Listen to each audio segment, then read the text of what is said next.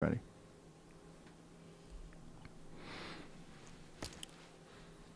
Boom, and we're live. What's up, man? How's it going? Pleasure to meet you. Pleasure finally. to meet you. Yeah, man. I'm a fucking huge fan of yours. Oh, well, thank you very much. I listened to the last album. I've listened to that fucking thing hundreds of times. I listen to it all the time when I'm headed to the comedy store. It puts me in a good mood. Well, that's good. That's what music's supposed to do. I just stunned by the fact that for the longest time you were basically doing the songwriting thing. You were doing a lot of that. You were making your own music, but you were known more as a songwriter.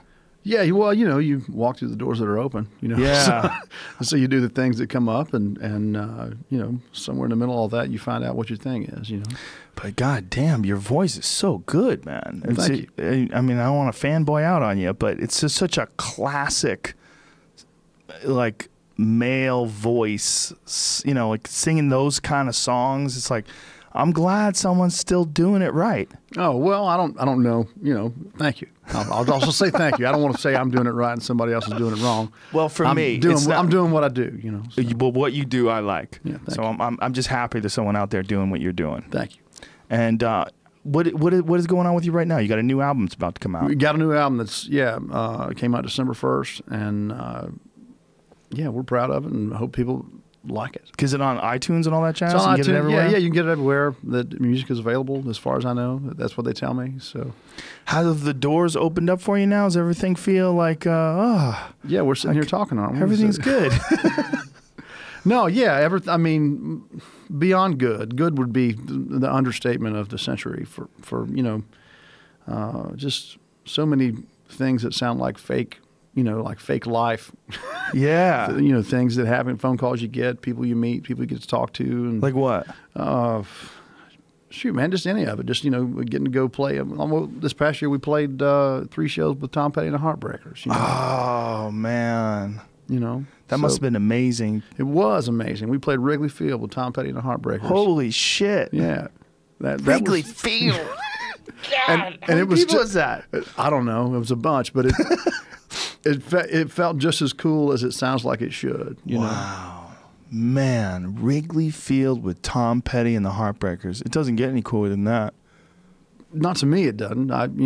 But maybe there's something else. So how long has success been happening? Like 2 years now?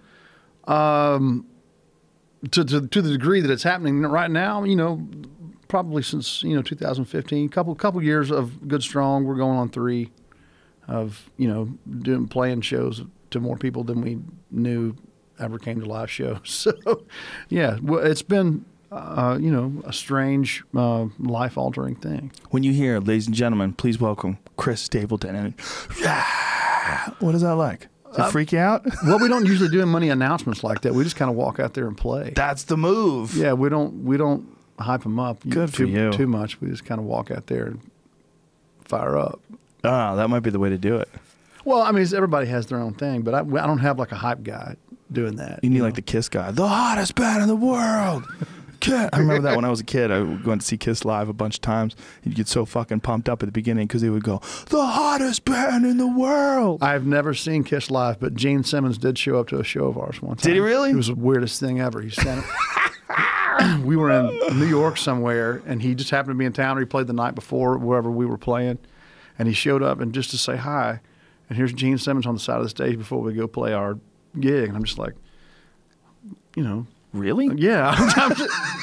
It's one of those moments we're talking about. You asked about people. That was one of them. It's like, hi, Gene Simmons. Gene Simmons came to see me one time a few years back at New Year's Eve at the Improv. Him and his family came to see me New Year's Eve, and I was fucking legitimately nervous. So the whole time you're looking at Gene Simmons going, yeah, or not looking at him, one way or the other, But it was so odd. Yeah, it's like, you know who I am?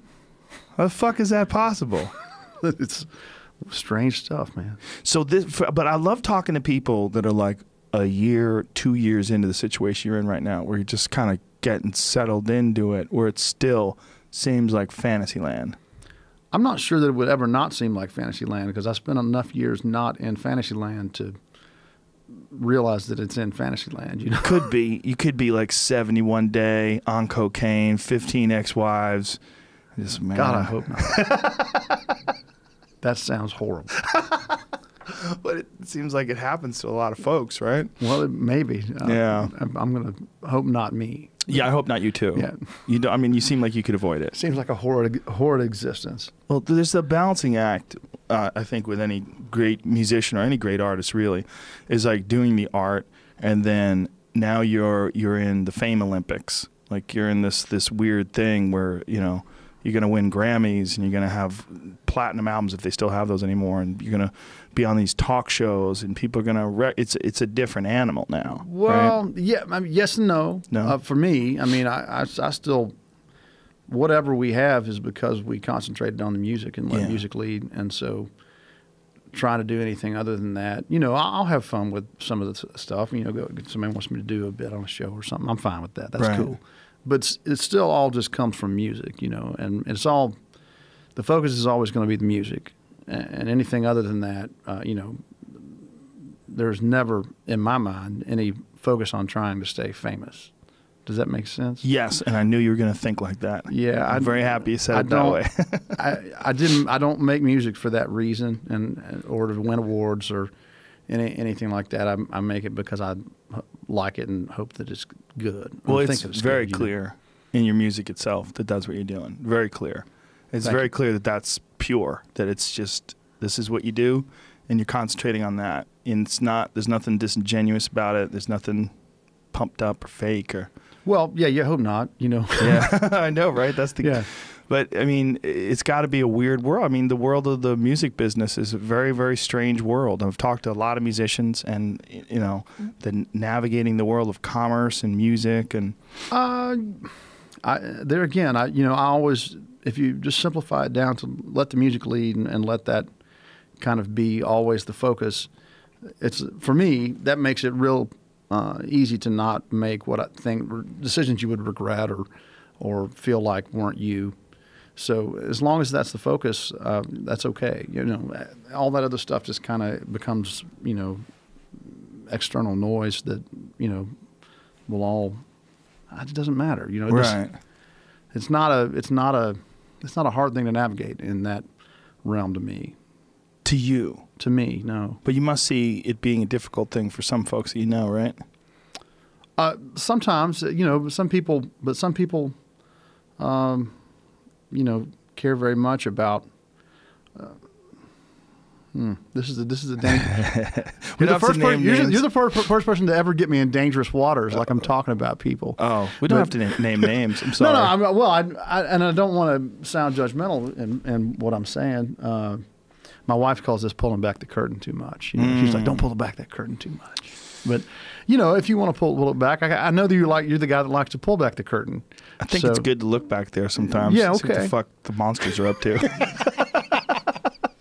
Well, yeah. I mean, I think if you roll up into the music business, or you know, this is my experience. If you roll up into wanting to make records and wanting to be in the music business and wanting to make a living playing music, having absolutely no opinion of what you want to do or who you are or how you do it, and you want everybody else to tell you how to do it and what to do and when and where and why, then yeah, it can be a confusing thing because there will be a lot of external opinions that aren't yours that will create someone that is not you that you will have to play for the rest of your life. So was that a lot of information? No, that's right. Moment? Yeah. So, no. You know, but as long as you're doing things that are you and do come, you know, from you and from who you are and what you like to do, that's never a wrong decision. And sometimes that doesn't add up to, most of the times it doesn't add up to some kind of commercial success. But, you know, at least you can look at yourself in the mirror on it and not hate whatever it is you have to go out and play every night. Right. Like, so it can become like the artistic equivalent of like a soulless corporate job where you just kind of get sucked into something. You wind up doing it for a living. Maybe it makes you money, but you never really get to be yourself because you're sort of programmed into this thing that they've sort of manufactured. Yes. Yeah. Well, or you ignore some other passion or talent that you have under the guise of it seeming risky or irresponsible, and try to go do this thing that seems like in your mind is the normal thing to do. Like when Garth Brooks put on that wig and pretended to be that other dude. Remember that part? Well, Do you remember that thing? I do remember that thing. Yeah, I love that. But I love when someone goes like, whoa, way off the reservation. Well, I think the story was that, and I don't know if this is true or not, that there was supposed to be like a movie. Yeah, they did a documentary. They did it behind the music. Is that what it about was? this fake guy? But I think the idea was that we're supposed to be a movie. There it is, and Chris then, Gaines. And then like this was supposed to be like the soundtrack. But I think the mistake, if there was a mistake, and I'm not going to try to discuss You're Garth Brooks' such a nice guy, Chris. career in the realm of making mistakes. Well, you know, who am I to judge anybody on what they do? You know, I mean, particularly somebody who is as successful as he is. But I Got Friends in Low Places. Yeah, me too. I love a lot of Garth's music. I'm not a Garth Brooks hater. I think that was just a colossal fuck up that I think is hilarious.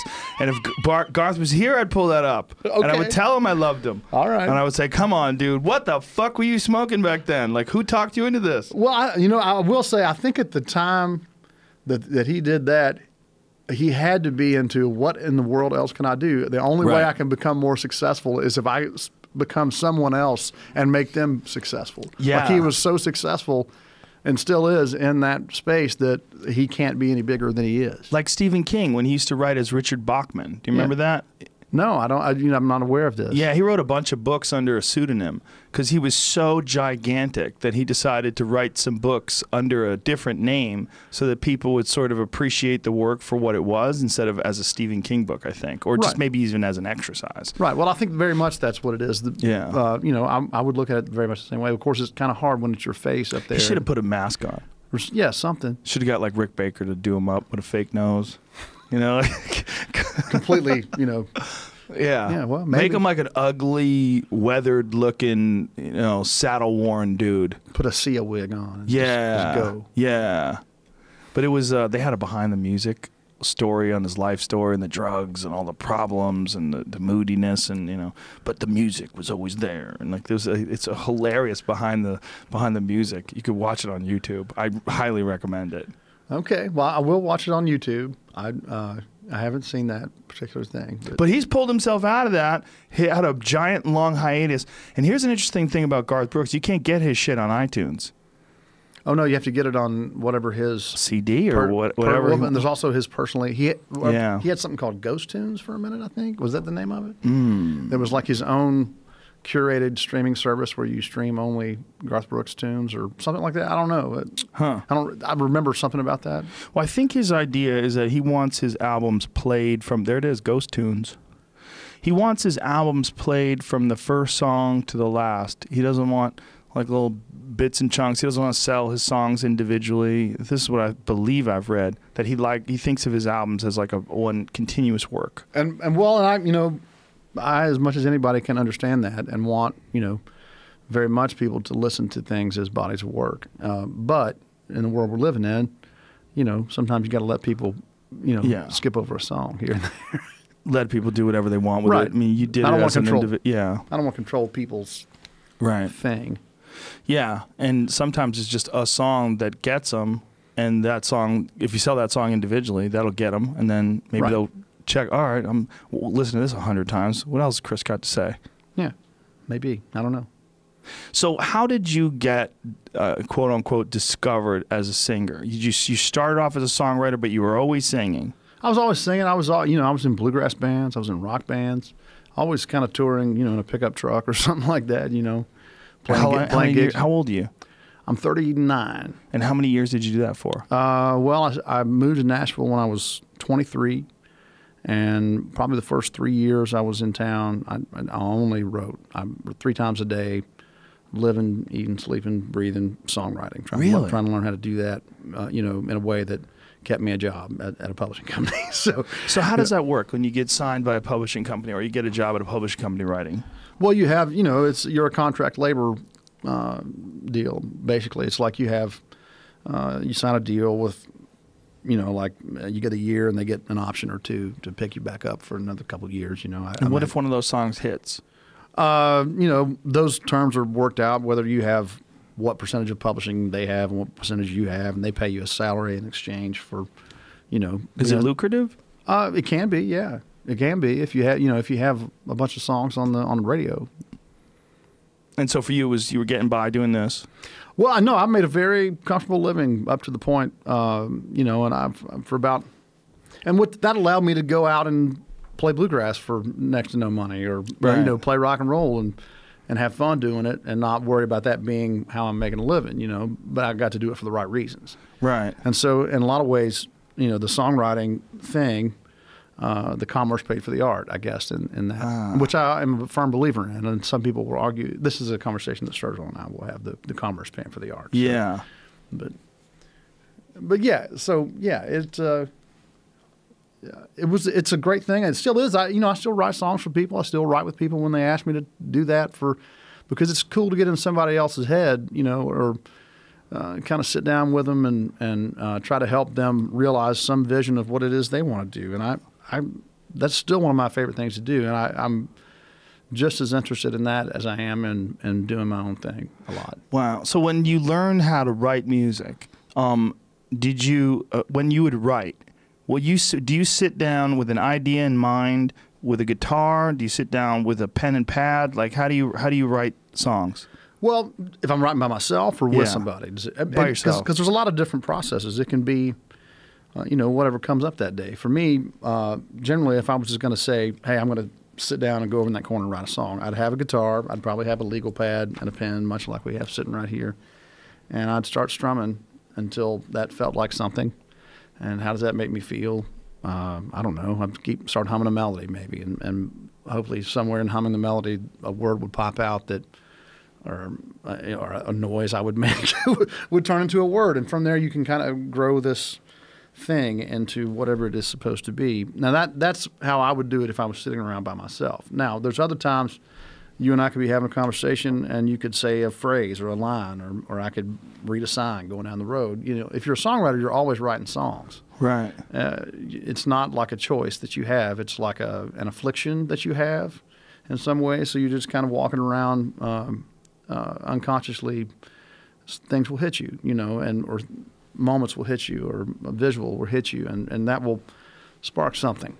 So that's really it can come from anywhere, and that's the truth. It sounds a lot like writing comedy. I'm sure I personally cannot write comedy, but I would think the creative process is very much the same. You know, you're trying to kind of take life and distill it into something, you know, that evokes an emotional response. Do you sometimes sit down with a blank slate, like you have no idea what you want to talk about or write about?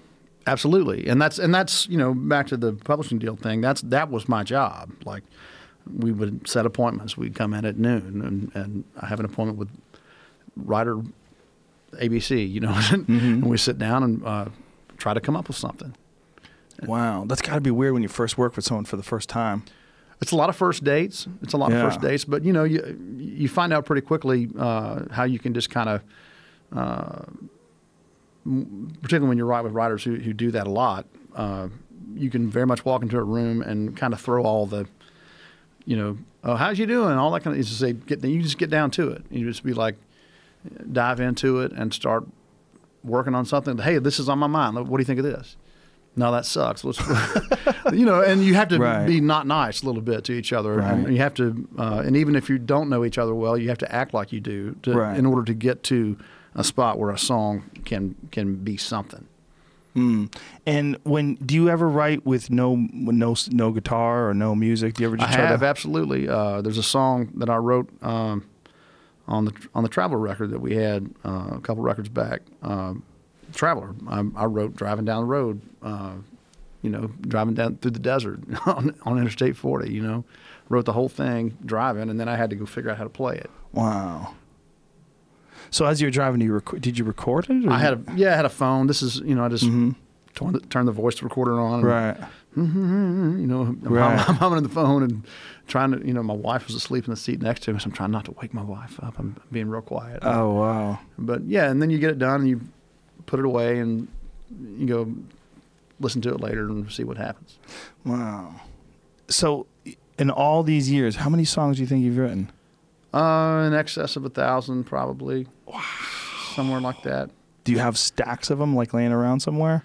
I mean, they're all cataloged, you know, at the publishing company I write for, you know, and they're all, you know, accounted for the most part, and I can kind of go back through them and dig in them if I need to. Would you do that like for an album? Do you think That's what I've been doing? Yeah, yeah. All this record we're putting out and the last record that we have out, save for a few covers, they're all songs that are a decade old or something. Wow, no kidding. Yeah. So Might As Well Get Stoned. How long is that one? Oh God, that song is. It's probably one of the first songs I wrote when I moved to town. So I was probably 25 when I wrote that. So, yeah, it's 13 years old, something like that. Dude, love that song.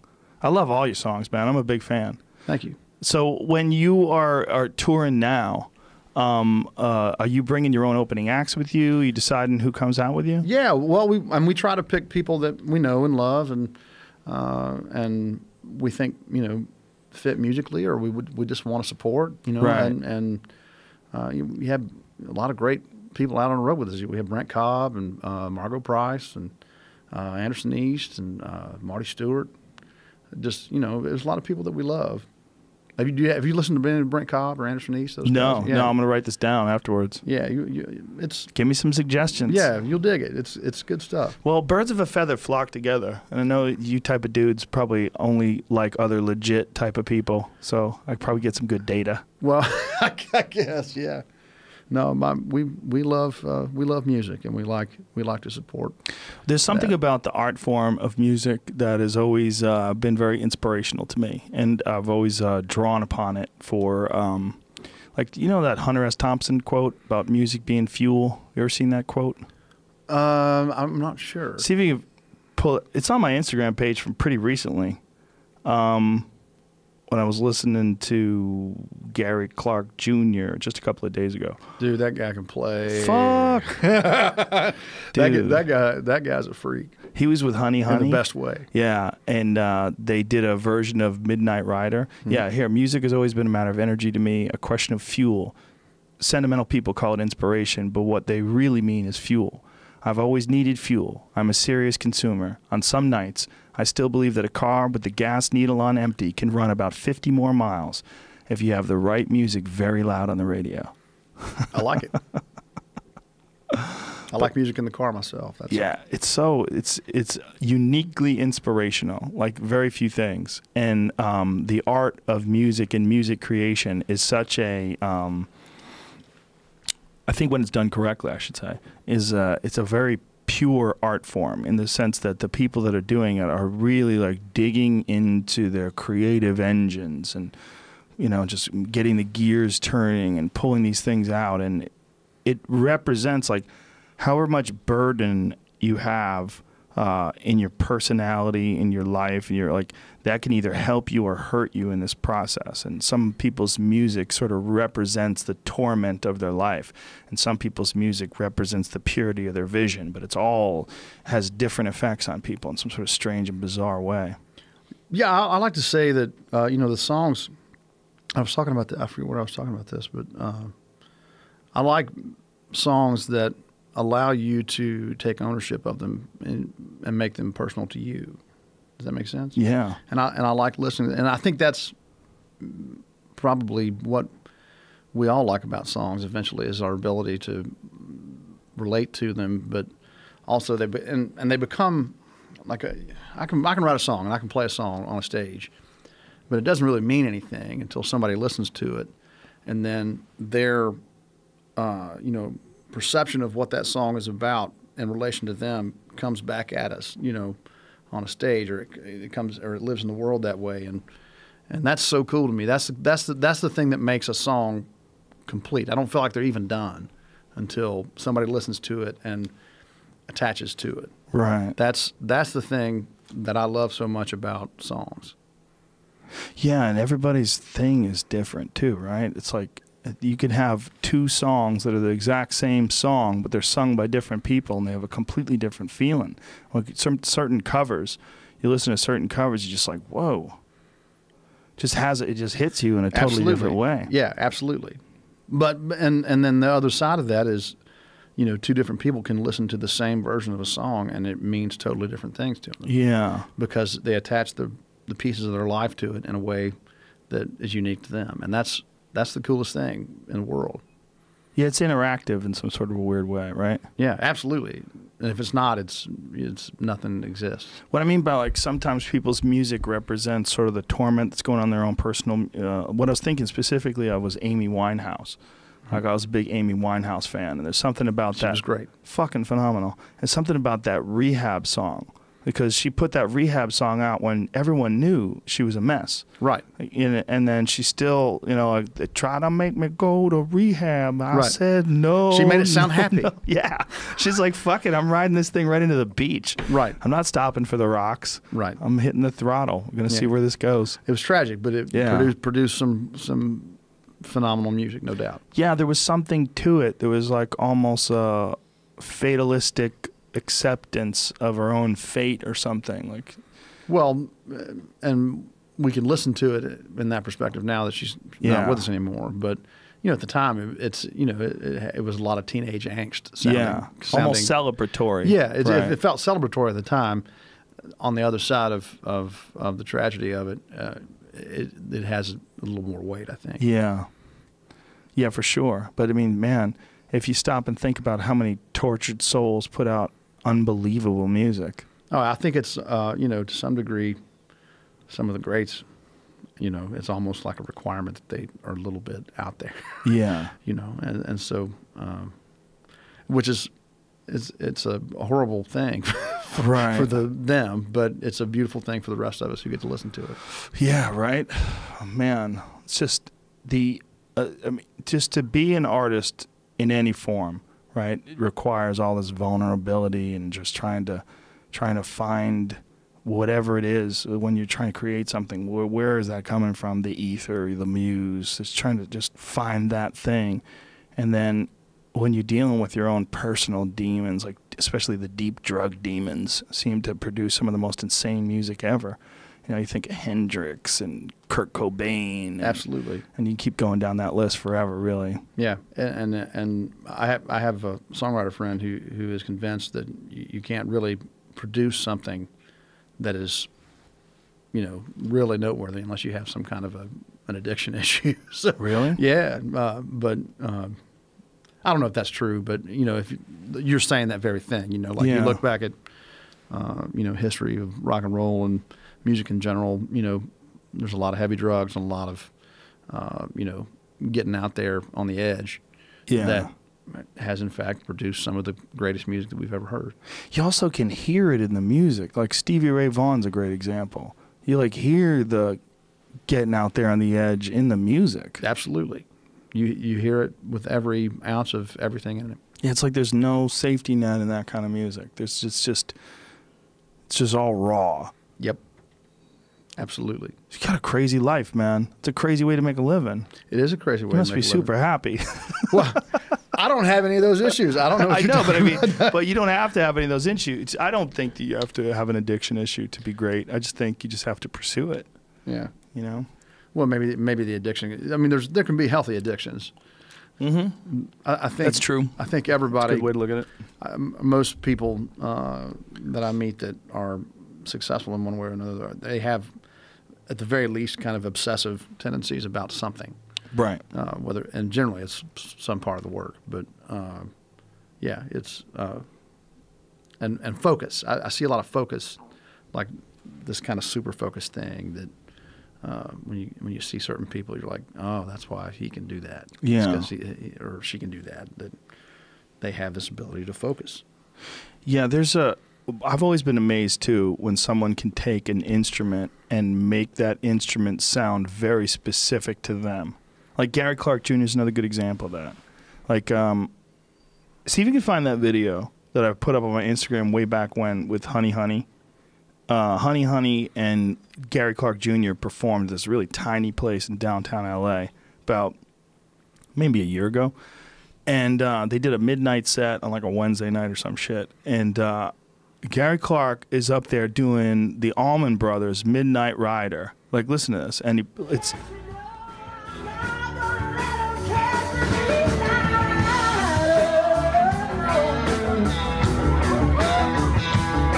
That's him. You know what I'm saying? Like that sound, that's him.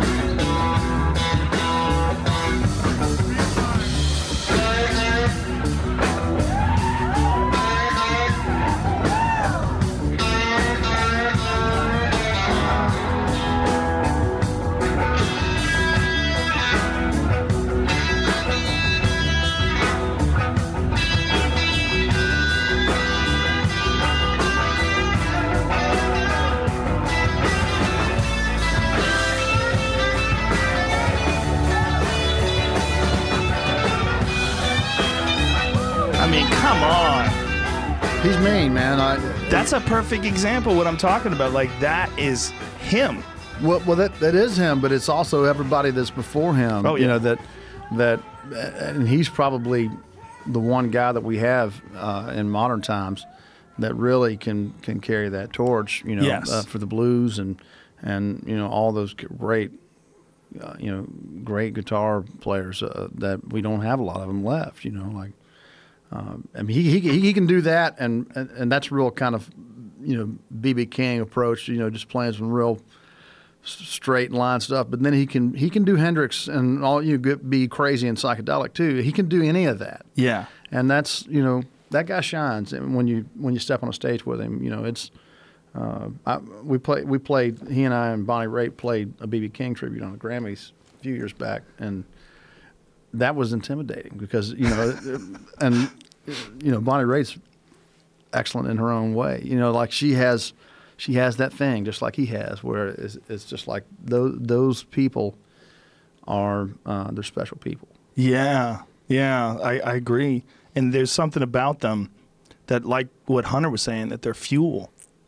Like, I saw that, and I ran home and I wrote for like 3 hours. Yeah, because I just was pumped up. I just felt like I'd seen something. You know, like I touched some new dimension. You listen to a lot of Freddie King? You ever listen to Freddie King? No. Oh no, man! You gotta write this down too. I'm gonna start writing down. You got to get on Freddie King. Freddie King. What kind of shit is he? He's blues. Yeah. Yeah. He's not with us anymore, but you know, there's B.B. King, Albert King, and Freddie King, and I've never heard of Freddie. Oh, well, you probably you ever seen that show Eastbound and Down? Yeah. You know the theme song at the front of that? Yeah. That's Freddie King. Oh. Okay. But there's when I love Freddie King. there's a wealth of fuel if you want some. Yeah. In Freddie King, that's a pretty standard staple of listening for me. If I want to turn something on and let it make me feel right, Freddie King. I got a John Lee Hooker problem. When I start thinking about blues, I just listen to John Lee Hooker. I have so much John Lee Hooker on my phone. I have no room for other people. Oh, you got to get some Freddie King in there. All right, I'll get some Freddie King in there. But when I'm tired and I don't feel like working out, I put Boom Boom Boom on. All right. And woo, here we go. We're off to the races. It's just something about those types of songs, you know, that deep blues. It's just got this extra special soul to it. You know, there's just you're sort of immersed in the feeling of those people, you know? Yeah, it's heavy duty stuff, man. Music is heavy duty stuff, man. How fortunate do you feel? Oh, I'm the luckiest man in the world. I say that all the time, and it's true. I am absolutely the luckiest dude in the world. I would imagine you feel that way. Yeah, I mean, you found. No, it's actually true. I think I'm the luckiest guy in the world, but I'll let you slide. All right, because you're here. Well, I'm top 5. I'm top 5. I think we're all the luckiest person in the world if you're actually found your thing that you like to do. Yeah, and you work, but you don't really work.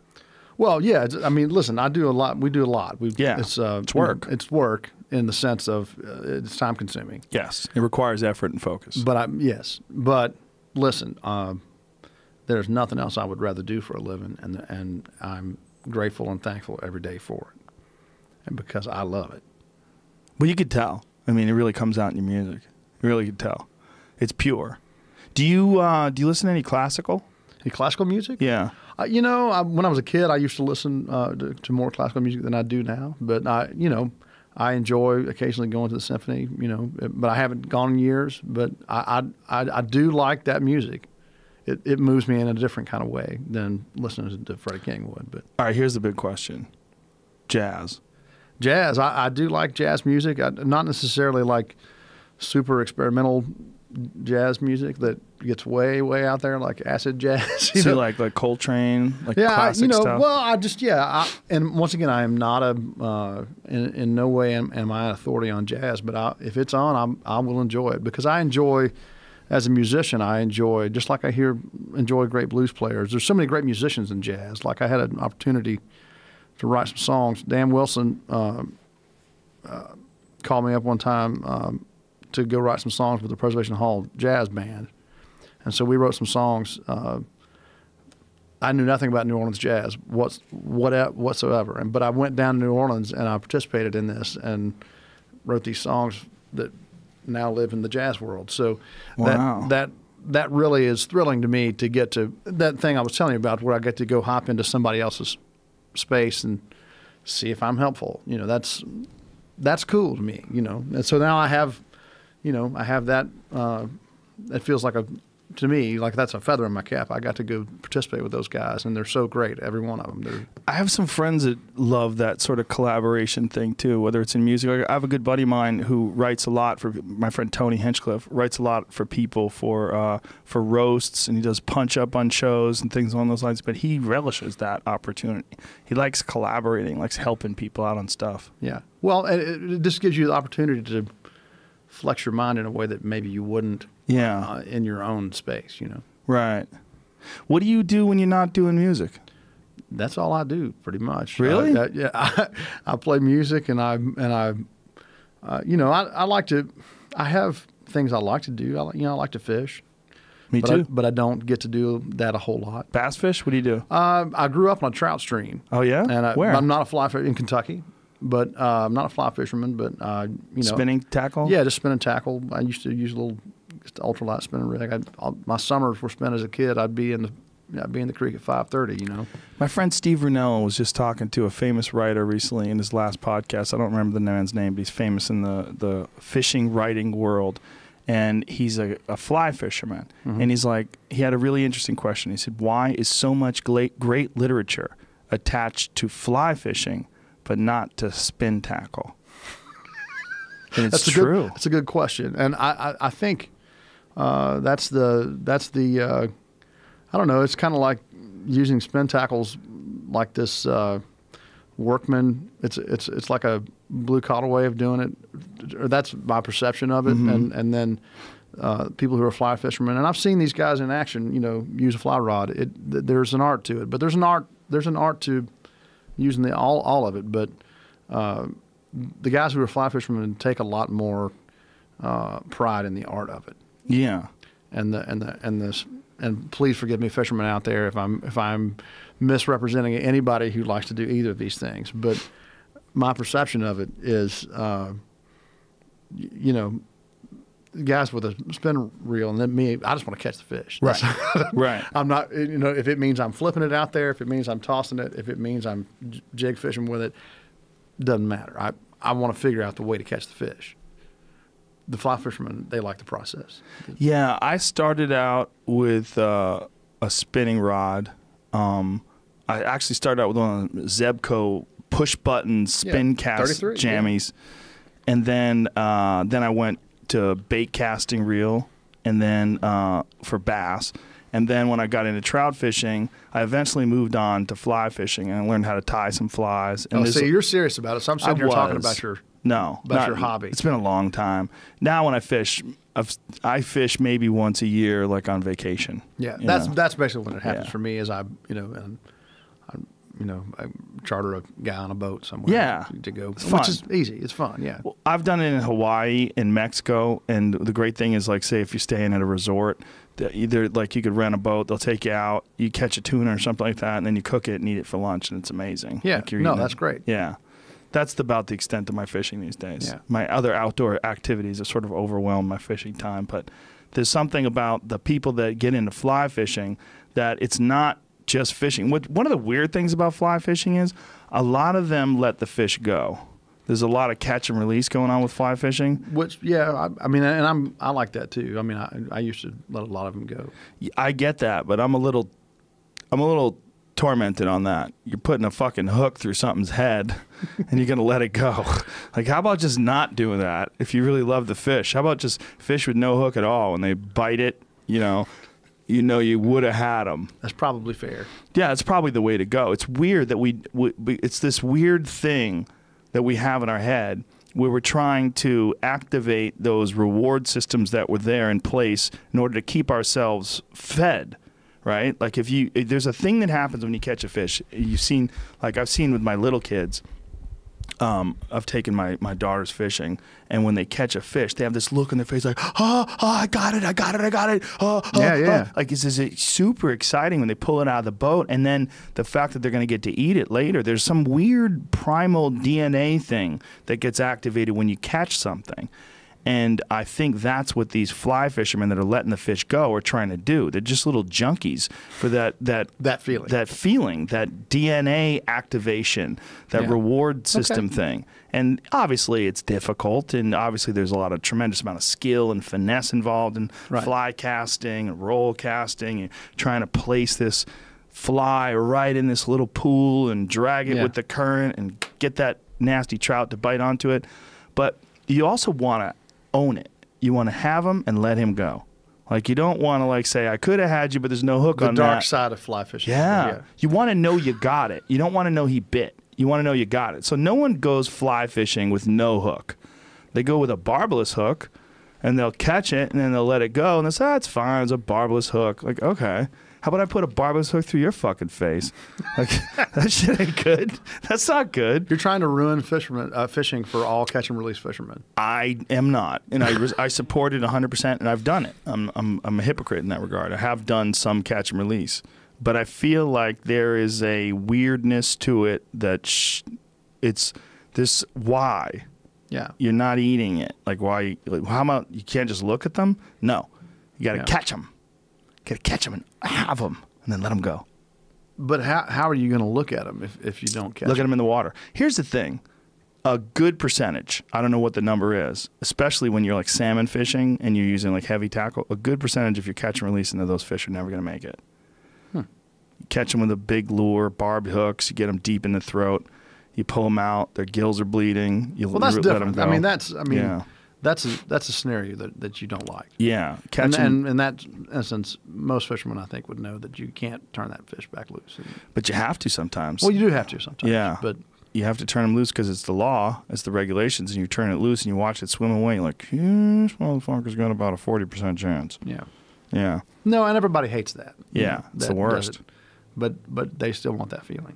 That's a weird, the catching the fish thing's a weird feeling. Apparently that's that way with butterfly catchers too, because human beings used to be insectivores. Really?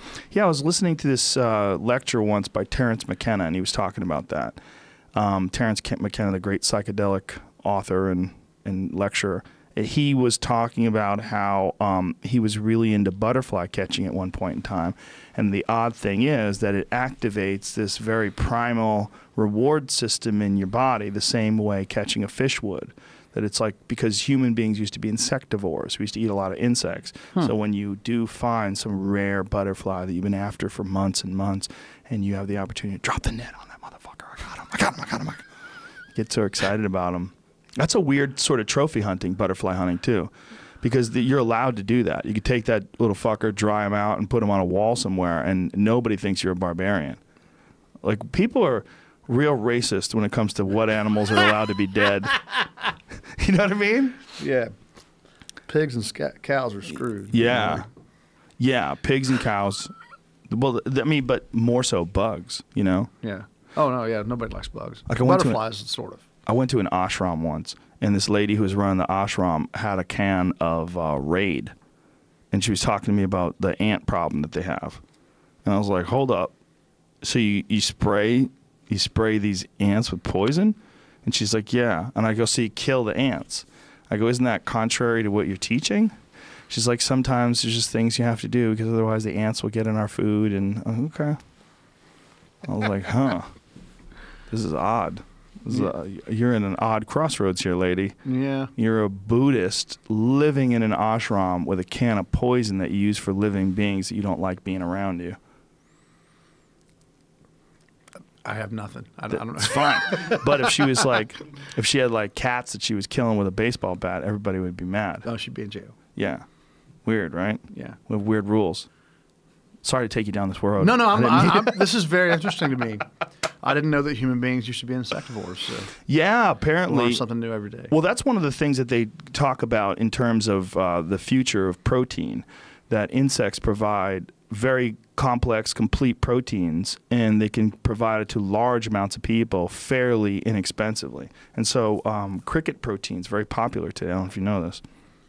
No. A lot of people eat cricket protein. Yeah, they have cricket bars and shit. Cricket bars? Yeah, they make bars out of crickets. Yeah, cricket protein bars. And apparently they taste pretty good. Well, you know, my daughter ate, we bought like on vacation somewhere, like this novelty sack of like barbecue crickets or something because the kids wanted to try them. Of course, my son was like, after he actually got it out of the package, he was like, I don't know about that. My daughter was like, I'll try it. And she ate it. And then she was like, it's pretty good. They're not bad. So, what is this? A cricket milkshake. Hey. Yeah, is that pre-made? There's the cricket bars. It's just from the powder. I think it would look more palatable if they didn't have a picture of a cricket like crawling out of it. Yeah, hide that shit. So there's the cricket protein powder. They cook the cricket, grind those little fuckers up, and turn it into protein powder. And it apparently has a complete amino acid profile. It's easy to digest, and it doesn't make people feel bad. Like, look at that. Look at the grams of protein per 100 gallons of water. How much you can get. For a cow, you only get 6 grams of protein for 100 grams of water, or 100 gallons of water. But for crickets, you get 71 grams of protein for the same amount of water. Wow. So it's more than 10 times the amount of protein. So you could, and I don't think it has near the impact on the environment in terms of like raising them. They don't have like a lot of the waste products and the issues that cows have, methane, smells. This is amazing. Sorry, dude. Let's go back to music. No, it's all good. I'm sitting here thinking about eating crickets. I'm thinking about switching. I've had crickets before, man. I was in Mexico, and they cooked them and left them in the room. Like we stayed at a hotel. Like as a little snack. Yeah, like a little snack thing. It was a little. They were like almost like a soy sauce based or some sort of a salt based. Like they're chips or something. Yeah, and they were fried, and you just crunch them, and I was like, okay, these are actually pretty good. They're essentially related. A lot of bugs are related to shellfish. Whereas, like, we found on Fear Factor that if you're allergic to shrimp, you're also allergic to roaches. Really? Yeah, we found that out because we made a dude eat roaches, and he started having an allergic reaction. They had to get him a shot of adrenaline and take him to the hospital. That's awful. Yeah, that was a bad day. Yeah, I guess your throat closes up on you and you start, a lot of inflammation. You start wheezing. Yeah, it's not fun. Yeah, but crickets, good, and high in protein. You never eat anything weird? Are you like a straight-laced eater? I'm pretty straight. Wild game? My dad was a bird hunter and a rabbit hunter growing up, but I never loved it. No? No. It's all about how it's cooked, really, right? Yeah, and I don't know if we ever got that down at my house. So yeah, it's tricky. Like, I think if you're around a real wild game chef, like there's a guy named Hank Shaw who's been on this podcast before, who's a hunter, who's also like a real extraordinary chef, and he makes these amazing dishes with wild game. And he's one of those guys who's like, you think it's bad because you haven't cooked it right. Let me cook it. Yeah, I think there's a lost art to some of it, or a lesser known art, maybe. I don't know. Where are you living right now, man? I live south of Nashville, Tennessee. So when you flew into hell today and you see, like, literally, it's on fire. For people listening at this point in time, this is one of the worst fires in the history of Los Angeles. It's pretty scary. Yeah, because it's what's called a dry hurricane, meaning there's hurricane force winds, but there's no rain, and the fires are going fucking crazy. 50,000 acres down in a day is nothing right now. Yeah, it's we've been here a few days, and we got in 2 or 3 days ago, and we've been doing some other things, TV things, whatever. But waking up to that on the news is not a fun thing to watch, and I'm so heartbroken for everybody losing their homes, and it's pretty tragic, awful thing to have to watch. Yeah, it certainly is. It's the side effect of living in a place that doesn't have any weather. There you go. Everything dries out. It so rarely rains here. And when you get like these crazy winds, the Santa Ana winds that happen every year, this is extraordinary. The winds here, and it's just perfect time for fires, obviously. So is somebody kicking these things up, or what's the deal, really? No one knows. Yeah. No one. Could be arson. Yeah. Could be. It feels like that. Could be. Look, there's some sick fucks out there. They know that the wind is a bad thing for fire, and all of a sudden the fire shows up. It's entirely possible that out of 20 million people, there's 1 or 2 people that are out of their fucking mind. Well, that's way out there. Is that what you were thinking? I don't know. I just watch it. I'm just like, I mean, how does the fire spontaneously start? Yeah. In these, I don't know. It just seems. Well, you're probably right. I mean, that's one of the suspicions is that it's arson related, or there's several fires. One of them. That's what I'm saying. Be. There's so many going at this point. I'm just like, is somebody running around like thinking, I don't know what they that's get the off thing. on it or whatever. Yeah, they happen simultaneously. Yeah. All during the same crazy conditions, and they happen like way far apart from each other. So you talk to firefighters about it, and they're like, "There's a lot of times we don't know, but there's a lot of times some serious suspicions." Yeah, it's unfortunate that you would have to think about that. I mean, think about all these human beings, and there's one or two or however whatever the number is that are so tortured and so in pain and so fucked up. Their wires are so crossed. Down. Yeah, I don't get it. Yeah, I don't get it. Of course. And I hope that's not the case. But I watch all these guys on the news, up on the roofs trying to save their property, or firefighters putting themselves in harm's way, or guys flying helicopters dumping water in zero visibility conditions, and it's just like, man, it's awful. It is awful. It's around this time of year you really appreciate firefighters. Absolutely. Yeah, and I think a lot of people take them for granted most of the time until you need them. They're superheroes that only get credit when they do some shit. Right. And when they do some shit, you realize like, oh, without them, like I talked to a firefighter once that freaked me the fuck out. He was saying it's just a matter of time till one day, with the right winds, there's a fire that burns all the way to the ocean, just goes right through L.A., and there's nothing we can do about it. And I was like, what? And he's like, it's a matter of time. He goes, everybody thinks it. It's just a matter of catching the right fire. And then you realize today, like, oh, he's right. Like, oh, yeah. Bel Air's on fire. Yeah. Where all the rich people live. That's on fire. Yeah. No, it's, like I said, it's like live on the news. We were watching it in the hotel room, it's just pretty hardcore. Yeah. I mean, we changed our route to get over here today just to get, because there's road closures and things like that, Did it take you more time? I think we gave ourselves like an hour and 20 minutes, hour and a half to get over here today. So, what else you got going on right now? We did a few TV things, and we're kind of winding down for the year, and then we'll kick back up into January. Get the Grammys in January, I guess, and then kind of slowly get back into it. But my wife's pregnant with twins, so we're trying to. Oh wow! Congratulations! Thank you. And she tours with and sings with me pretty much all the time, and so we're trying to figure out the new reality of that. We have 2 kids out with us, but now we're going to 4, so it's. How old are your kids? They're 8 and 7. So do you bring a tutor on the road with you? How do you do that? My mother-in-law is a retired second-grade school teacher. So, convenient. Yeah, so we homeschool our children on the road, and they get, when they study the Boston Tea Party, they get to go look at all the stuff in Boston. Oh, so, wow. It's a different kind of education, but they're things like that kind of live and breathe for them a little bit more than what I got growing up, and hopefully someday they'll appreciate that. Oh, I'm sure they will. I mean, it's got to be interesting to them too to see their dad go from being a singer-songwriter to all of a sudden being a celebrity singer. Have they realized that? I don't know. I think to them they're young enough, and that it just seems like, oh, mom and dad have to go sing a show. Like, right. It's just what they do. Yes. Yeah. Oh, when are your mom and dad going to go sing? Like my mom makes houses. Yeah. Yeah. She doesn't sing. Yeah. They don't have real. They don't have anything else to compare it to. So right. That's point of reference. Just kind of normal. Yeah, point of reference. That's what I was looking for.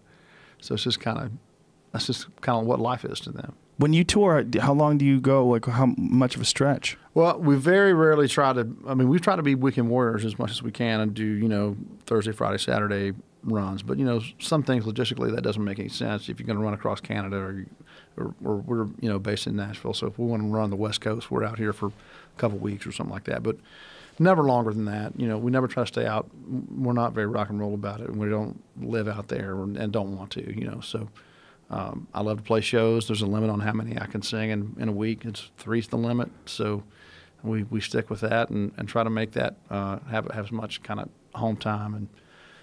So all the guys in the band, the crew, and everybody's got kids and families and things, and it's a hard way to make a living if you're always gone, like months and months and months gone. Which that's the rock and roll way of doing things a lot.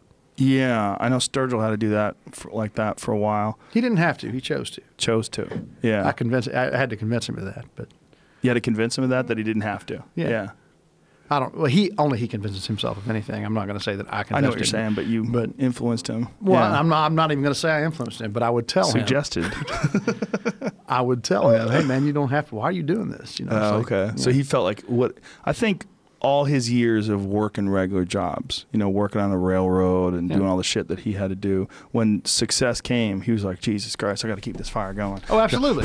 Well, and get the kindling, you chop wood. Absolutely. You have this moment, when you have a little something going on where you're like, well, I got to, make hay while the sun's shining. And I understand that. Yeah. Wholeheartedly. But, we're only human beings and we all have limits. So, yeah. Do you have a limit of the amount of days that you could sing in a week? Yeah, 3. That's it? That's it. And then your voice starts to get strained? Yeah, I sing pretty hard too, so that's the end. And I have conversations with other singers when I run into them. It's like, how many shows can you play in a week?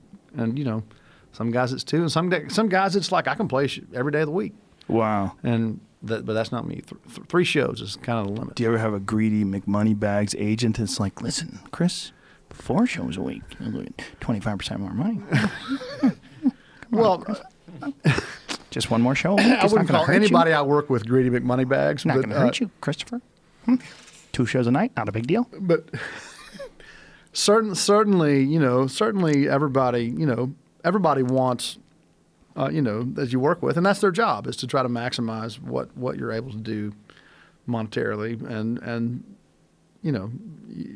sometimes you just have to look at them and go, sorry, I can't do that. So ultimately, you're the captain.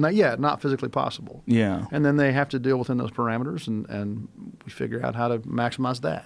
Does every country music singer have to live around Nashville? Is that like requisite? I don't. It seems like it's a giant collection of you fuckers living in this one spot. Well, I mean, that is the kind of the hub for, like actors living in L.A. or something. Right, it's like, or New York, wherever the. I think it's L.A. If you want to be in a certain industry, it helps. Must be present to win. To some degree. Do you feel that place has a certain energy to it as well, though? It does have an energy to it, and it has had an energy to it, and it's a very changing energy at the moment. I don't live in Nashville proper anymore, but I did for years. But it's a different place, and it's not just it's a music place, but there's so much else going on. There's 19 or 20 cranes building condos downtown. It's what's going on in Nashville. I don't know.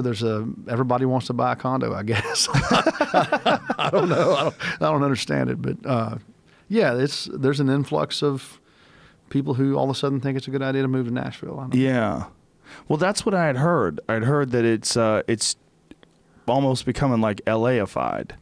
A little bit. I don't know what that means, but if that means that there's a lot of condo building going on. Do you see a lot of chicks with lips like this? I'll be honest. I don't run around, and I go into Nashville when I have to go into Nashville for certain things. For supplies. Yeah, for supplies. And then I park myself out in the country. So that's where you live. You live. That's nice. Got a spread?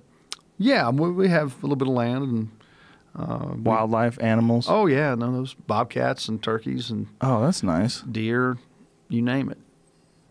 Yeah, what I've heard about Nashville is that Nashville started out as sort of this pure sort of music environment, and then over time it became a money grab, and people realized that it's a music environment, and they said, how do we capitalize on this? And then people said, oh, I heard this is a music environment, I'm going to move there. And then it became like a place to be seen, and that it's still got the music there, but it's also like weirdly compromised. Does that make sense?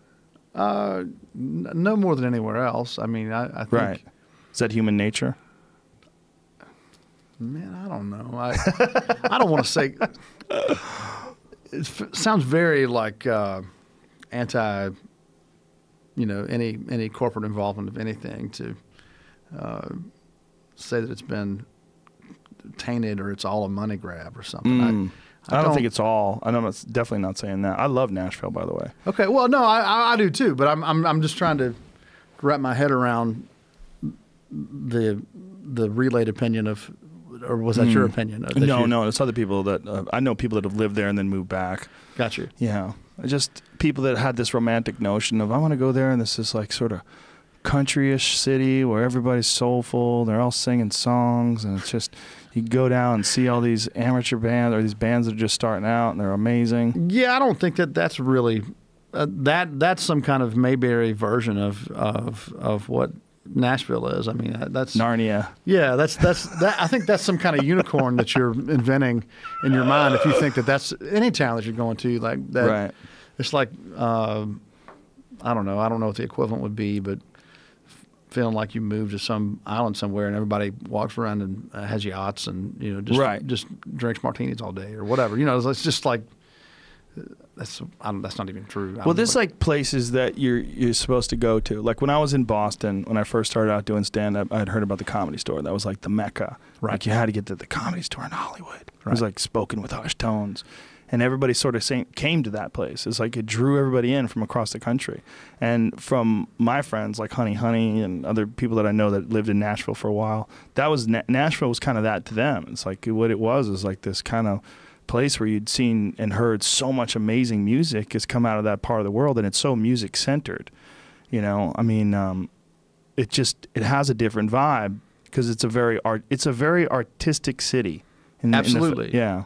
But there's also there's a side to it now, and it's been in the last 5. And sorry, Nashville, if it feels like I'm talking about you, but it's there's a thing now where you go downtown and it's more like you're going to a giant bachelorette party or something. It's just like everybody's I don't know, just looking to drink their face off and listen to bad covers of, you know what I'm saying? Like, I'm sorry, I need to apologize. No, to it's Nashville, okay. You're being honest.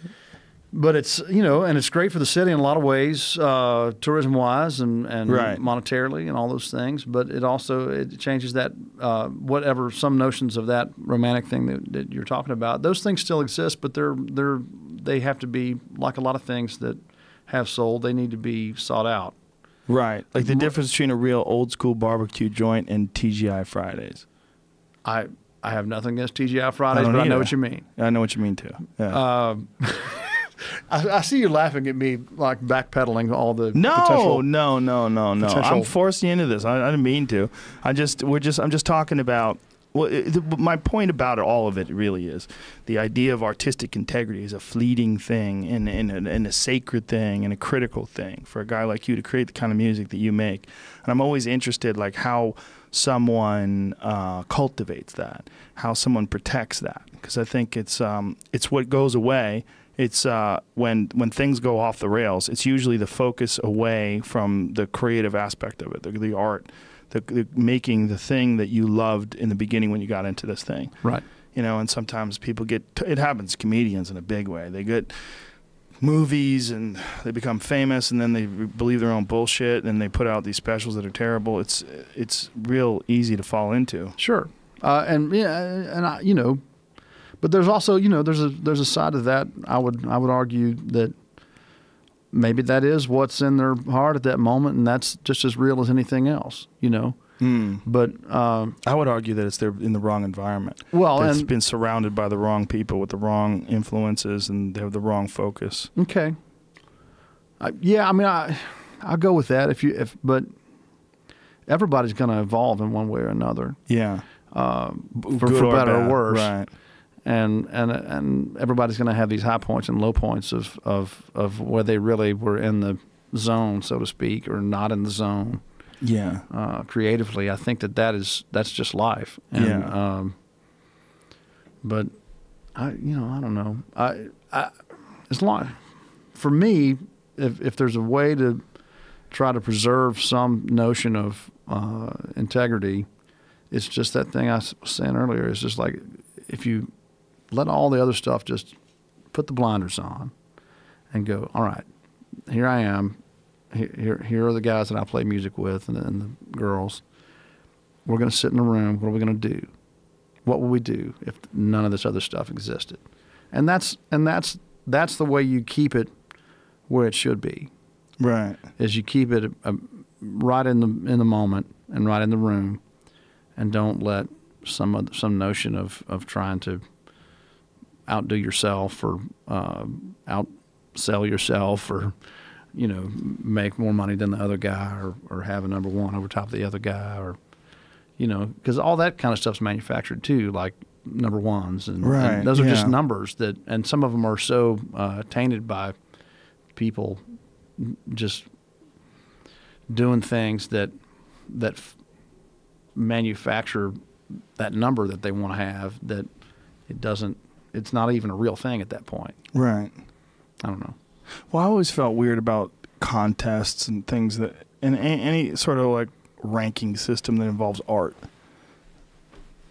Okay. So you're way anti any kind of award. Well, I just think that like the Oscars and the Grammys and all that kind of shit like that, like I don't give a fuck who you think is great. I don't care who you think is the great at number one. Like the winner is, open the envelope. Oh my God, is he going to get it? Like the work is the work. The work is done. Like if it's Apocalypse Now is a great fucking movie. It doesn't matter what you give him a gold statue or not. Like what's the work? The work is great. Like for it to win a thing or not win a thing, and some of the things that have won, you can tell that the win is tainted by the political climate, that the people are like leaning towards something that's socially aware and so somebody made a movie with lesbians to save the planet from, you know what I mean? It's like that kind of shit becomes like transparent and obvious, and you can do that and rig the system and win an award. I think that awards for art are goofy. Awards for comedy are super. Every comedy competition I've ever seen, they're super goofy. It's missing the whole idea of the thing. The whole idea of the thing is supposed to be the art. It's not supposed to be trying to win an award. No, it's not. But if you win an award out of that, and it allows you to make more art, and it makes people pay attention to the art, so be it. Yeah, it's sort of a bastardization. That's always felt like about that. There was a show called Last Comic Standing. And the good thing about it was that it got a lot of comics that people hadn't heard of, and they put them on television and helped their career. But the bad thing was they're doing like a contest, and like, who's the audience? Clap for more. Do you want Mike? Yay! What about Debbie? Not too much. That's fucking weird. It's weird. Okay. We have a lot of those shows. Yes. There's not as many anymore. A lot of them are singing, right? Yeah, that's what I'm saying. People like to watch those shows. Yeah. Because people also like the idea that you can be one thing 1 minute, and one moment on television can make you some other totally different person. People love that. Like that's why Susan Boyle was so famous, right? Yes. We saw this woman. Everybody was doubting her. She goes out there and she's got pipes, and she belts that song out. And you can see Simon, who's just a douchebag, was like, "Holy shit, she's amazing!" Like you could see it, like undeniable, right? But those are good moments, though. Yes. Those are good moments. Those are the best moments. The other good moments are like when they have American Idol and they have those people that have no business being there and they play their auditions too. Those are the other good moments for the wrong reasons, right? Yes. But, and if you're watching that show, you're watching it for that too. Right. Is there a good show to introduce people to country music? Like, there used to be like shows where people could, Yeah, we used to have, like Nashville Now and things like that. I don't think that really exists anymore. Like a country music specific show. Yeah. No, I don't think we really have that anymore. Like a variety show, like Johnny Cash show or Glenn Campbell show or something like that. No, we don't have that anymore. And I don't know how much people want that anymore. Otherwise it might exist. But oh man, I think if there's the right person to do it, it. Maybe there's not the right person to do it. I don't know. Well, I just think someone needs to make it. I feel like there's so much. What you're telling me about all these artists, I got to go look into, and I'm sure there's a bunch that are coming up that are probably equally talented, and maybe they just need an opportunity like that, like something like along those lines, some sort of a show, a variety show where really talented people can come out and show their songs. It'd be good. The closest thing to that right now. Have you seen this Mike Judge show? Mike Judge, the guy from King of the Hill? And it's Beavis and Butthead? Like Tales from the Tour Bus or something like that. No, what is that? He talks to all these old school like Texas country acts or like old. It's all the folklore of country music, and he does it like interview style, and they're all telling these stories. Play this trailer. Oh man, I want to hear this. It's phenomenal. I love Mike Judge. The hillbilly with a hit record. George Jones. He had 36 brand new cars. My favorite had a horn sound like a dying bull. The wild Jerry Lee Lewis. He bought a machine gun, shot up a demo lab that was next door, $50,000 worth of false teeth. I knew he was fixing to shoot, and I didn't want to be in the line of fire. So they would tell stories and then they'd animate them. Yeah. Well, but all these guys that you see animated, these are the real guys that lived a lot of these things and are telling these stories. These are not made up characters or in any way. And I know some of the guys that wind up being animated on these things. And I have for years said, if even half of the folklore that exists in country music could be told, it would be the biggest thing in the world.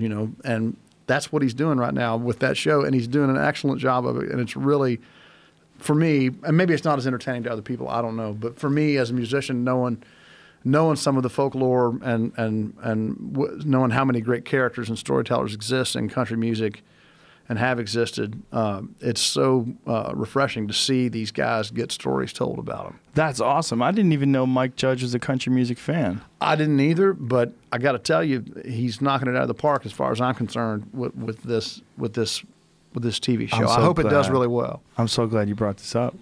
Yeah, it looks hilarious. It's awesome, and I don't say that about much. I don't really get super pumped up about a lot. But do you watch other shit?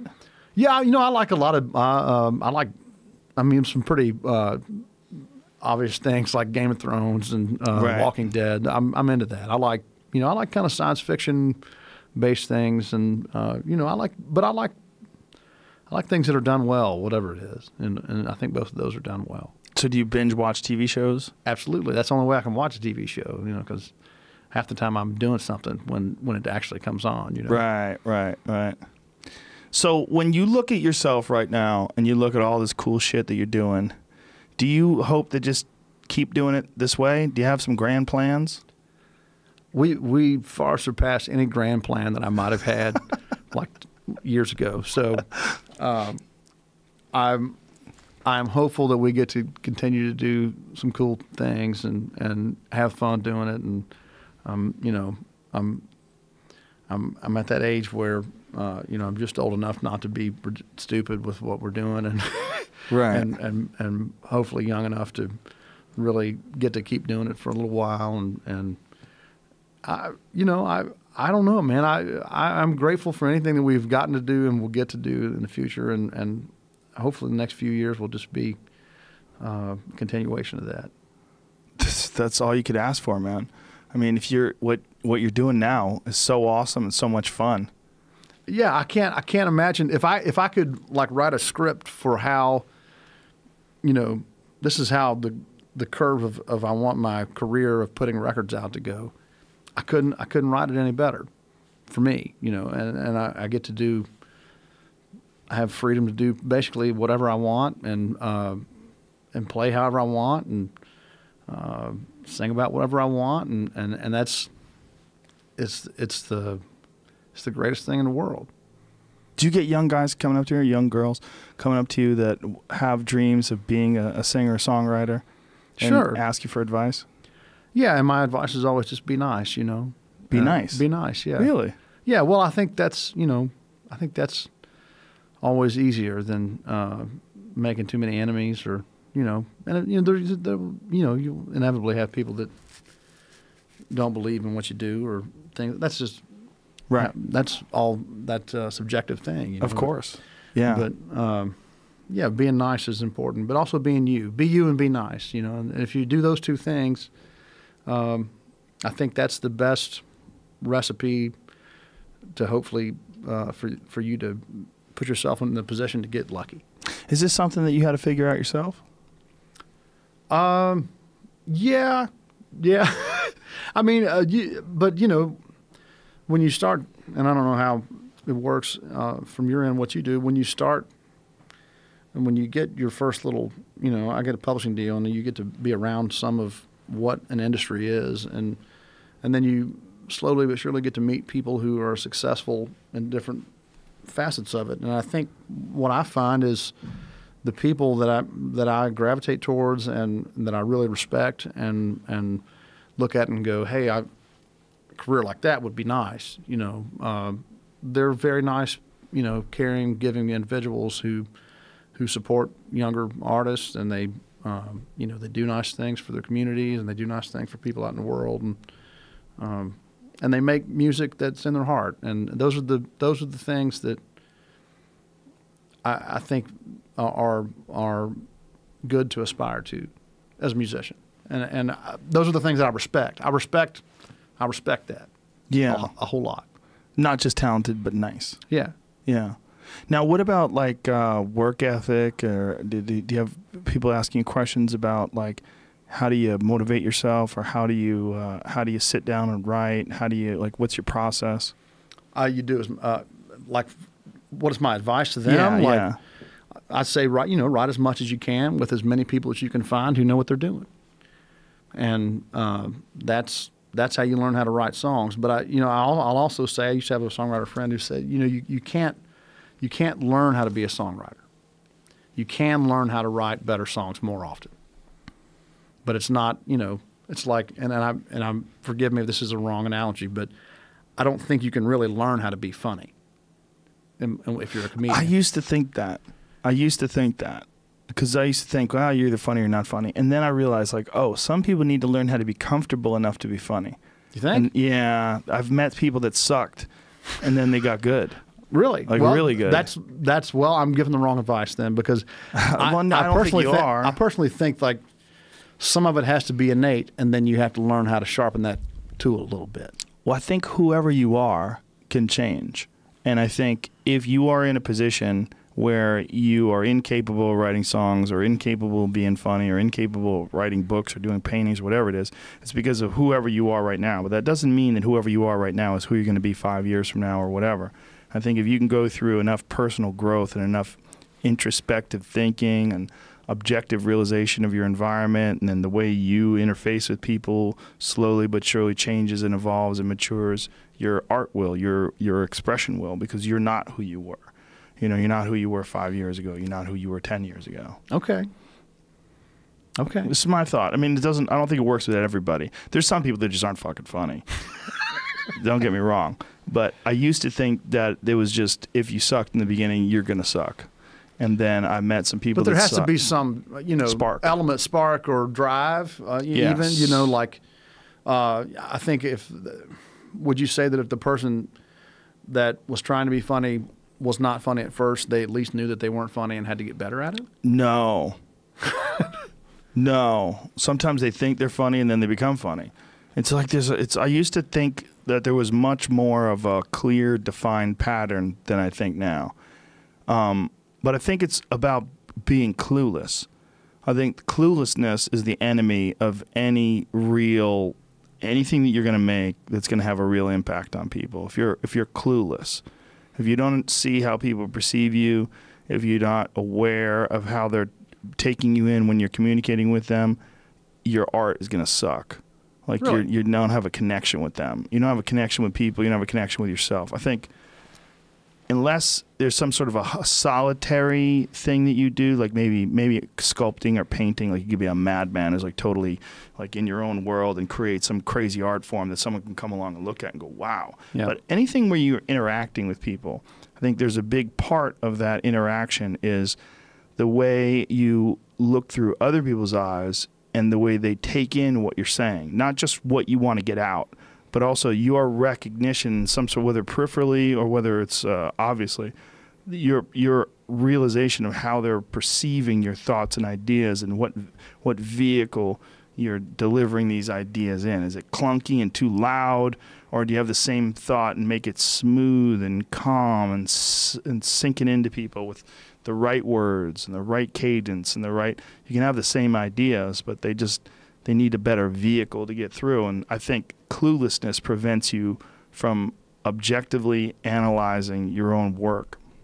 Gotcha. So self-awareness. Yeah, self-awareness is a really important part. And brutal honesty. You know, with yourself. Yeah. Okay. Need that. I'll go with that.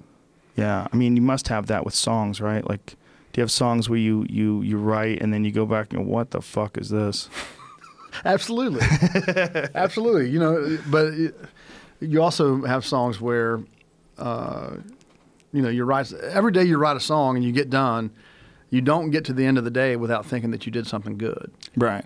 But it's only on, you know, you got to get away from it a little bit and then like re-listen to it or re-examine it and go, or hey, that was a good one. You know, so I don't. I think it's easy to feel like you were a genius in the moment. Right. As a songwriter. Especially if you got a couple of drinks. Yeah, absolutely. Do you, like, how much of the stuff that you actually write becomes a song that you publish? Like say if you're writing, like how many of the days spent does it actually come out to be like a full song? Oh, I can write a song in 3 hours. Really? Yeah, But you can also not write a song in 3 hours, right? Yeah, if I don't want to. I'm like, are you asking if there's like a schedule to write? No.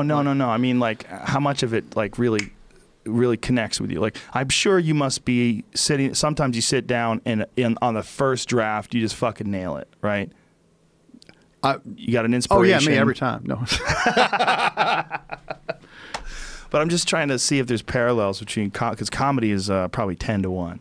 10 things I write are bullshit, and one thing I'm like, might be something there. Yeah, I think if you're doing 10% of what you do is work that you deem good enough to put out into the world, I think you're probably doing pretty good. I mean, I think that's a pretty good average of things that are worth something. You know, you hope for better, but that if you're doing that, I think that's doing your job. But you got to go. I also believe you got to go through some of the ones that aren't there, just to kind of flush them out. Right. You have to get that out. Otherwise, it's stuck there, and it's gonna mess with everything else you're doing. Just you know, if there's something on your mind to work on it to the end. Make it the best you can make it. Then look at it and go, hey, was this really something I should have worked on? Right. Yes or no. And then you can push it out and kind of move on. I think that's important to kind of flush out your mind that way creatively. Do you ever come back to your stuff, like sort of almost like come back to it when you haven't thought about it in forever and look at it with fresh eyes, like almost like you're collaborating with somebody else and redoing their stuff? You know, I'm very much the guy who believes like the first instinct is probably the correct one most of the time. Interesting. I don't like to go back and edit and edit and edit. It's not me. Really? Yeah. So when you write a song, you write a song. Pretty much. Wow, that's interesting. Does everybody do it that way? No, not at all. There are guys who will take a whole year to write one song. Really? And I can't write with those guys. I respect them, but I don't have that kind of patience. I don't. And they've written some songs that I think are fantastic, and I really do appreciate them. But I'm completely impatient at writing songs. I feel like, you know, my favorite songs are ones that just kind of fall down out of the sky in a bolt of lightning, and you write it in about 10 minutes, and you're like, that's exactly what it was supposed to be. Right. Great. I'm done. I'm going to go eat a sandwich. Right. How much of your shit do you write under the influence of something? I don't like that. Really? Really, to do that. Nothing? Well, I mean, I'm going to have a sip of bourbon or something, but I don't like that much because I like the clarity. There's a, you know, some guys can't do it without it. Right. And some guys, it's like that makes them all of a sudden turn into the Michael Jordan of songwriting, you know. But that's for me. If I'm going to do something like that, it's recreational, and I'm going to go, you know, eat a bunch of chips and watch a movie or something. Right. It's just like I'm not going to get any real. Not much worthwhile is going to come out of that for me. Yeah. It's an interesting thing that people have this different approach to essentially what's an open-ended creative avenue. You know, like creating a song, it's like it's a blank sheet of paper, and it's your idea. And so many different people have different approaches to how to make that thing come out of their head. Yeah. Well, and I'm not saying that I haven't tried many different ways to make things happen, but yeah, I find for me, the process, the clarity works better than trying to alter myself to get to some other plane. But maybe there is another plane I don't know about, but I've never been there. Right. I would want, like, George Carlin had an interesting way that he wrote comedy. He would write comedy sober, and then he would smoke a joint and punch it up. Yeah. So he'd write the initial ideas, he'd write it all out, write out the bit, and then he'd, okay, let's look at this thing again. And then well, I mean, I think that probably works in comedy. I've started adopting that. Did you? I used to write almost all high. Yeah. And now I write 50% high, 50% sober, and then I punch up high. Okay. Yeah, but not too high. And punch up is a comedic term for editing. Yeah, pretty much. Yeah, it depends on some styles of writing. Some guys write in bit form, like they say, so the other day I walked, and they'll write it out like that. And other guys would just like say clocks, like the idea of clocks, like the arbitrary decision that we all made, that there's, you know, these little numbers around this dial, it's a minute is this amount of time, and like, and you'll just start writing all these different things, and then out of that you might write a whole essay. Out of that you might have one paragraph that makes sense, like one quick one-liner about time. You know, so maybe it's an answer to a pretentious friend. It's like, there is no time, man. Right. Yeah. Well, if you fucking show up late and you get fired, it's time for you to get a new job, bitch. You know what I mean? Like that could be a way where you could take time, and you know, and just take like this big essay on it, and you would extract an idea that could eventually be humor on stage. But everybody's got a different style of that. Yeah. You know. That's a lot of thinking. Fuck, man. It's all a lot of thinking, right? Dude, that's why I always love talking to people that do something completely different than me, like you. Because I always want to know, like, how does a guy who writes books do this? How does a guy who writes songs do this? How does a guy who makes movies do this? Right. You know? Because it seems like it's a lot of the same muscles, but then in talking here, I'm not sure that the processes are exactly... I don't know that they always translate. You know? I think the focus is the same thing. It's like whatever your end goal is, whatever you're trying to create, it's all about showing up and doing that work and staring at it and trying to figure it out. And then for comedy, it's a lot about getting in front of the crowds. You gotta work a lot. If you don't work a lot, it's not going to work. It just won't. You have to be out there. You can't just create comedy on your own, whereas I think you, with a bunch of like talented musicians, you could probably develop a fucking jamming record before anybody ever got a chance to see it. And that's what you do. Yeah, yeah. It's a completely different style of creation. Although we do try things out on the road, you know, like, and you kind of get a feel for them sometimes that way. So yeah, we do some of that, absolutely. But probably not as much as what you're talking about. Yeah, I think it's a different art form, right? Do you ever do things specifically with the intention of getting material out of it? Like in life? Yeah, like go do something. Like maybe if I go do this, I'll figure out, I'll get some songs out of this or something. You know, I don't know that I'd ever specifically do something to get material out of it, but I do things because something comes up and I go, that sounds so weird, I'm going to go do that. And then from that, either good things happen or I have a story that sounds like it's fake. That might be the best way to do it, right? To just live a happy, fulfilled life and mine that happy, fulfilled life for ideas rather than chase interesting things with a specific intention of turning them into creativity. Yeah, no, I don't think I ever do that, but I go do things that might make me uncomfortable or, put myself in situations where, like, this sounds like the weirdest thing ever. Like what? Well, the case in point, and that turned out to be, we're now good friends. But, the first time I ever met Timberlake. Justin Timberlake? Yeah, I got a call to basically play at his birthday party. His wife called me. This is no lie. Like, he'd seen a YouTube video or something. And said, "Hey, would you come play?" I thought I was getting punked or something, and I was just like, and the conversation with his wife, Jessie was like, "Yeah, I'm, there's not a lot of things that he's done a lot of things. It's hard for me to find new experiences for him, And so I was wondering if you would like to come play at his birthday party. And so I'm thinking, and so this is what you came up with, Right. This dude he saw a YouTube video on, get him to come play at his birthday party, and it turned out to be fine. And we hung out, but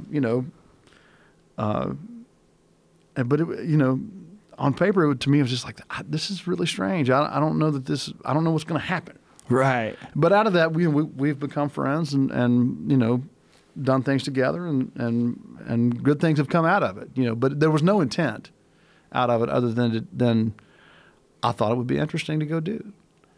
And so I went and hung out, and it turned out to be great. And we're good friends now. And That's pretty badass. yeah. But that's how we met. Look at you two. Yeah, there we are. And I was literally his birthday present one year. So That's wild, man. That's pretty cool.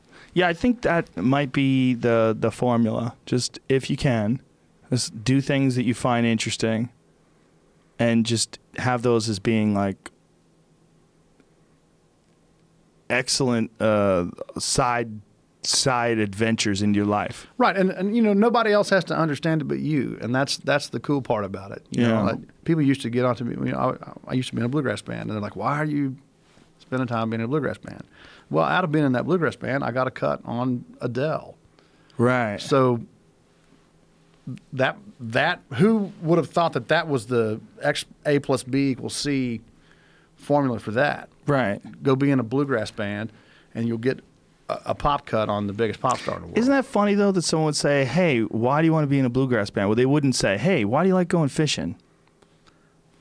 I don't know. It's You just, like it. Yeah, I like it. Yeah. It was Why do you like bowling? right. It's interesting to me. Yeah. So I'm gonna follow that road until it ends or takes a curve or runs off a cliff. Do you do anything specifically to try to enrich your mind? Do you read a lot or anything? I'm not a huge reader. I do play a lot of. I just play a lot of guitar. I think that's my thing that I really kind of internalize on. Like almost like a meditation? Yes, absolutely. If I'm feeling bad or in a bad headspace, I'm going to pick up a guitar. If I'm, that's what I do. That's if there's a centering thing, I'm going to pick up a guitar to get there. For me, I don't know. I don't know if that's mind, if that's flexing your mind a little bit. But it is. It's something. But playing the guitar is one of those things where you never think that you're ever getting any better at it until one day you wake up and you understand something that you didn't understand and hadn't understood for the 10 years you've been trying to understand it. And then all of a sudden you have this new space to live in on it. And then it's the coolest thing in the world to me. Whoa. I know what you're saying, but I don't know what It's you're like saying. plateauing at working out or something. Like you hit a new level. Like you're working out and you're working out and you're working out and you work out for 10 years and you never you hit this point where you're like, all right, this is the peak of what I have. And then someday, for some unknown reason, your body or something, it makes sense, and all of a sudden you could do something that you could never do before. And that's what playing the guitar is. I kind of understand the space you're talking about, and I think that applies to a lot of different things. There's this Miyamoto Musashi quote that I use all the time. Once you understand the way broadly, you see it in all things. And that this place that you're talking about, like these new level places, like that exists in martial arts, it exists in comedy, it exists in writing, it exists in, I'm sure it exists in music, although I don't do music. Right. It's just, I think this thing of this Zen samurai thing you're talking about, of just like this constant focus until you reach some new understanding of the thing. And you don't even know how you're getting there, but you're working towards something that you don't know what it is until you get there. Yeah. And then you get it, and you have this new piece of knowledge, or it's a piece of, and it's a new, all of a sudden you're something new too. And maybe that's the thing you were talking about earlier about people who suck at comedy. All of a sudden they're funny, Yeah. like that's, that's what I get off on is finding that, and I don't claim to be, I'm not like, I don't belong in, Gary Clark Jr. world or anything like that. But I do love guitar enough to know that I'm always playing enough to try to find that new space to live. And that's the coolest thing in the world to me, because I'll never get to whatever. There's never an end to it. Right, right. Yeah, there's no perfection. There's no perfection. There's never an end to it. It's just a constantly trying to get better at doing what you do, or being you, trying to make yourself better. Yeah. And that thing seems to manifest itself more with a singular focus, like guitar. Yeah. Like, oh, yeah. You have to be like way obsessed with one thing. Yeah. And that's it for me for the most part. Chris Stapleton, you're a bad motherfucker. Thank you for coming on the show, man. I really appreciate it. Yeah, man. It's been a real joy. It's a real honor, man. Thank you. Go buy his shit, folks. It's fucking awesome. All right. We'll see you tomorrow. Bye.